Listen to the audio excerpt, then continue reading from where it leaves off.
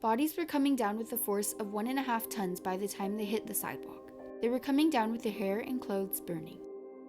An event that instigated significant revolutionary change throughout America, the 1911 Triangle Shirtwaist Factory Fire signaled the country to reconsider the dire labor conditions. Civil rights leader Frances Perkins aimed her career towards securing the proper rights for workers. She witnessed the hazardous limitations in the workplace that resulted in the 1911 tragedy, and she knew that appropriate planning could have spared the lives of 146 innocent workers. This notion spurred her on to advocate for future labor reforms, setting a basis for modern laws. Frances Perkins altered the life of the American worker, leaving the first female footstep in the American labor movement. At the turn of the century, America suffered from a high number of work-associated deaths, and the gap between social classes continued to grow as entrepreneurs prospered at the cost of the workers. Working 10 to 12 hours a day in unsafe conditions and receiving wages barely enough to cover the costs of living, it was common for the overworked and underpaid to protest for higher pay and improved conditions. Despite their efforts, the government neglected to respond effectively to their demands. Early on in her life, Frances Perkins came upon Jacob Riis's book, How the Other Half Lives, which introduced her to the appalling living conditions of the working class. Perkins's first-hand experiences of working conditions occurred while she studied at Mount Holyoke College. She visited local mills and saw children and women working long, hard hours in dangerous environments. As a leader of the New York State Factory Investigating Commission, Frances Perkins was determined to further improve factory conditions. She pushed the commission to pass workplace laws that required automatic sprinklers, regular inspections, fire escapes, clean drinking water, ventilated restrooms, and the prohibition of smoking. During her time on the commission, Perkins also sought to limit the working hours for women and children by pushing the Senate to pass the 54-hour bill. New York Governor Al Smith took interest in Frances Perkins and her accomplishments, nominating her for a position on the New York State Industrial Commission. She agreed to join because she saw it as an opportunity to garner greater support for labor reforms. Despite public opposition to a female taking a governmental position, the state Senate approved her appointment on January 14, 1919. In 1926, Governor Al Smith appointed Perkins to become chairman of the New York State Industrial Commission. 2 years later, Franklin Roosevelt was elected as the New York State Governor. He promoted Frances Perkins to one of the most powerful positions in the state, the Industrial Commissioner of New York, also known as the head of the state labor department. While she held this position, she worked to ensure the government was not making decisions from only a legislative viewpoint, but also considering how the people would be directly influenced. Perkins caught President Hoover purposefully making an incorrect statement on the rate of employment, and publicized the invalidity at a press conference. From that point on, the press sought to hear her opinions on any speeches or facts released by the president, and the public regarded her as a respectable speaker. By the time Roosevelt won the 1932 presidential election, Frances Perkins was a well-known public figure, and Roosevelt made a bold decision. He appointed Perkins as Secretary of Labor, making her the first female cabinet member in American history. Although many supported Perkins, others, such as William Greene, president of the American Federation of Labor, opposed her appointment. When Perkins arrived in the Department of Labor, she found most of the officials to be apathetic and corrupt. Numerous agencies proved to be ineffective. The Public Employment Office failed to assist workers, and the Bureau of Labor Statistics provided unreliable data. Faced with the rapidly declining economy and over 13 million jobless Americans at the start of the Great Depression in 1933, Frances Perkins urged President Roosevelt to initiate a series of programs known as the New Deal. An immense contributor to the process of economic recovery, Frances Perkins helped Roosevelt propose a strategy for the country's unemployment insurance. Part of her plan included the Civilian Conservation Corps, a program that arranged jobs in the construction of national parks for single, inexperienced men, and helping over 3.5 million Americans. In addition, Perkins assisted in the development of the National Industrial Recovery Act, which granted the unemployed jobs in enhancing the country's infrastructure. The New Deal also included other programs, such as the Federal Housing Administration and the Works Progress Administration, intended to stabilize the American economy. The Social Security Act, the most effective of the New Deal's actions, was established with the goal of creating a much more expansive version of an economic security package that would cover people from cradle to grave.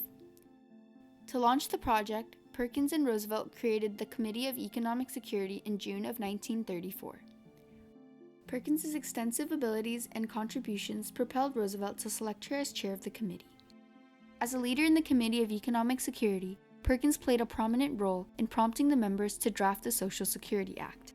Its objectives were to implement social insurance, specifically unemployment insurance, medical insurance, old age pensions, workers' compensation, and financial assistance for the disabled and single mothers. Although Frances Perkins had laid the groundwork for the Social Security Act, the Senate Finance Committee was uneasy with a female taking charge on such a vital matter in shaping the country's future, and proceeded to omit her position from having any hand in the future of the bill. They altered the bill to include increased benefits for the disabled and unemployed, and by the time the Social Security Act was signed into legislation on August 14, 1935, the national health insurance that Perkins had so firmly advocated for had been excluded. I have silicosis from rock tunnel work in the anthracite fields. The doctor here has taken x-rays and say they cannot do anything. Must a fellow just wait to die, or can someone do something? In 1937, the government started taking the money out of the people's paychecks. The first regular benefits weren't paid until 1939. It was just a tax. Nobody likes to have money taken out of their paycheck, so there was opposition. Prior to the New Deal, employers avoided hiring union workers because they demanded higher pay. Instead, they hired non-union workers who would accept the lower wages. Since labor unions such as the American Federation of Labor accepted only skilled white males, non-union workers were typically black. However, the introduction of the New Deal ensured employers would not ignore the union workers, and therefore it became difficult for blacks to secure jobs. Heavier taxes that resulted from the New Deal also made it challenging for poor people to cover their living expenses. As an individual who believed the New Deal to be ineffective, Huey Long proposed the Share Our Wealth program, which would restrict private and personal fortunes. In 1965, national health insurance would be added to the Social Security Act. In recent years, some conservative Republicans believed that Roosevelt's spending on public works made American economy worse, a bizarre claim confirmed by all kinds of studies and academic work.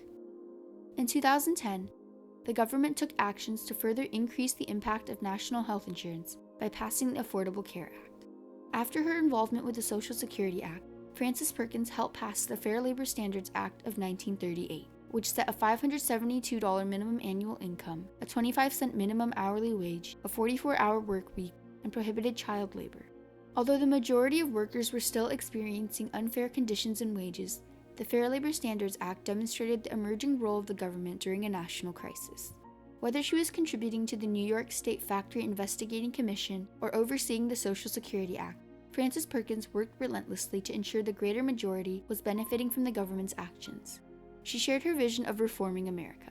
At a time when the country was drowning in economic hardships, she took charge in developing a solution. Her impact on labor laws and economic policies in the 1930s altered the way American economy progressed, as well as the quality of life for the American people. Frances Perkins was never motivated by the desire to have her name splashed on the front page of newspapers. She wasn't one of these people that were always trying to get in the headlines or on the radio.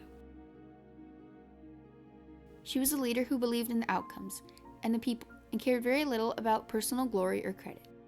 Despite her lack of care for public recognition, the Frances Perkins Public Service Award was later created in her honor. Minimum wages, work hours, safety conditions, and child labor laws are just a part of the legacy left by Perkins' steadfast advocacy for reforms in the early 20th century. Frances Perkins' work on the Social Security Act affects more than 63 million people today, providing them with benefits that lead to an increase in both jobs and economic revenue, keeping citizens out of poverty and businesses out of bankruptcy. It's by far our most important social program. So it has really just changed the whole nature of being old and being retired in America.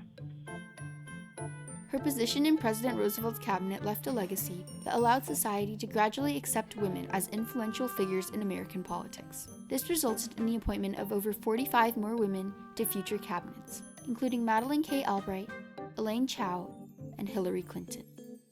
Frances Perkins not only revolutionized the American government, but also promoted the welfare of the common people. As a result, the accomplishments of Frances Perkins continue to affect the lives of every man, woman, and child in the country.